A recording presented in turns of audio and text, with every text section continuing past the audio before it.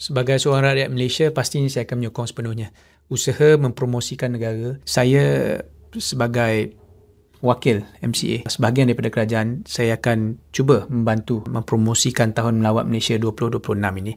Kerana kita lihat begitu banyak potensi tempat-tempat pelancongan di Malaysia yang wajar kita ketengahkan. Apatah lagi kita dalam satu kawasan yang begitu strategik, jarang sekali dilanda bencana alam, maka ini adalah antara bagi saya kelebihan yang ada kepada Malaysia ini, dan kita berharaplah tahun hadapan dengan adanya Tahun Melawat Malaysia ini, kita dapat merancangkan lagi sektor ekonomi khususnya yang terlibat dengan pelancongan ini dan memberi manfaat kepada limpahan manfaat ekonomi kepada semua rakyat.